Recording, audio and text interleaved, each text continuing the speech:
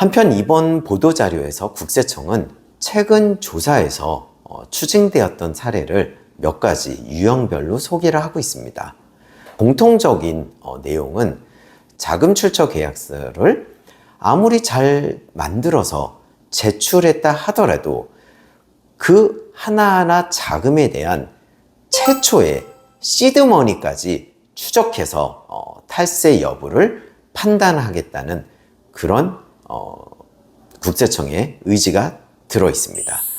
그러면 보도 자료에 나와 있는 추징 사례 몇 가지를 살펴보도록 하겠습니다. 지금 그림을 보시면 사회초년생 자녀가 모친으로부터 현금 증여를 받습니다. 근데 이때 증여세를 신고하지 않습니다.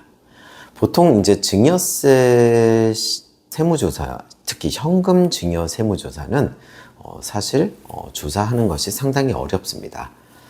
결국 아파트나 부동산이나 금융자산, 주식 같은 것을 투자했을 때 어떤 자금 원천으로 했는지 살펴볼 때 걸리는 케이스들이 많기 때문에 부모님으로부터 현금을 증여받는 케이스가 세무조사 때 바로 적발이 되지는 않습니다.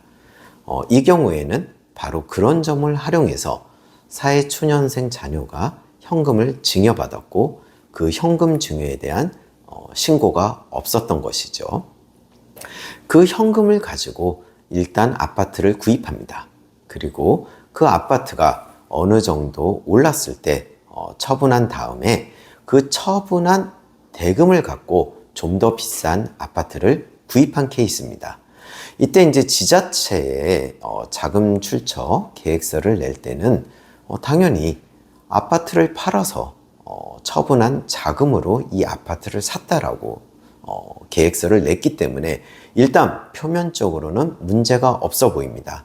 하지만 세무조사를 통해서 과연 최초 아파트는 어떤 자금으로 샀느냐, 즉 아까도 말씀드렸듯이 최초의 시드머니가 어떤 거였는지 그 자금을 신고했는지를 따지는 그런 세무조사라고 할 수 있겠습니다. 두 번째 추징 사례를 보면 유사한데요. 외국인 자녀가 부친으로부터 현금 증여를 받아서 무신고한 다음에 그 돈으로 고가 아파트 갭 투자, 즉 전세를 끼고 사는 것이죠. 증여세를 탈루한 그런 케이스입니다. 아무리 그 전에 주식이나 부동산을 처분한 대금으로 현재 아파트를 샀다고 하더라도 그 최초의 시드머니가 어디서부터 나왔는지를 철저히 검증한다. 이 점을 유의하셔야 되겠습니다. 다음 세 번째 사례를 보면 매출 누락한 비급여 현금 진료비로 초고가 아파트를 취득하여 추징했다는 사례입니다. 그림을 보시면 비급여 현금 진료비, 즉 현금 매출 누락입니다. 주로 성형외과나 피부과, 교정치과, 한의원 등 국민건강보험공단에 청구하는 것이 아닌 환자로부터 직접 받는 그런 비급여 현금 매출 누락을 타겟으로 하고 있습니다. 우리가 어떤 아파트를 구입했을 때 예금에서 얼마, 그 전에 소득세 신고한 거에서 얼마, 뭐 이런 식으로 아무리 자금 출처 계획서를 잘 만들어서 제출한다 하더라도 그럼 그 예금은 언제 얼마나 세금을 내고 남은 돈인지를 따져나가는 과정입니다. 그래서 이 부분도 아무리 통장에 구입자금이 마련이 돼 있다 하더라도 그 구입자금이 세금을 낸 다음에 세후소득인지를 따져가는 과정이라고 할 수 있죠. 마지막으로 추징 사례 네 번째를 보시면 이 부분도 종종 발견되는 사례인데요. 부모와 허위 전세 계약을 하고 증여세를 탈루하는 케이스입니다. 부모님하고 자녀, 여기서는 대학생 자녀를 예시로 두었는데요. 부모님하고 대학생 자녀가 한 집에서 살고 있어요. 아파트를 이제 자녀한테 증여를 하려고 했더니 세금이 너무 많은 거예요. 그 자녀가 그 증여세 낼 돈이 없는 거예요.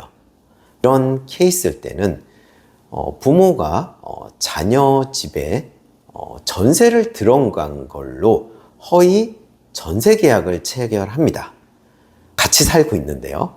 그리고 그 전세 자금으로 아파트를 구입했다고 하지만 증여세도 또 내도록 하고 있고요. 이런 허위 전세 자금을 통해서 증여세를 탈루하는 케이스들이 종종 발견되기 때문에 이번 보도자료에 추가가 된 것으로 보이고 있습니다. 이 외에도 많은 케이스들이 있는데요. 아파트를 구입하실 때는 반드시 주변에 세무대리인을 통해서 자금 조달 계획서를 좀 더 한번 확인하고 어떤 리스크가 있는지 상담을 받으실 것을 제안을 드립니다. 오늘 내용은 여기까지로 하겠습니다. 앞으로도 이 자금 출처 조사에 대해서는 저희 실무 사례나 어떤 케이스들을 지속적으로 업로드 하도록 하겠습니다. 감사합니다.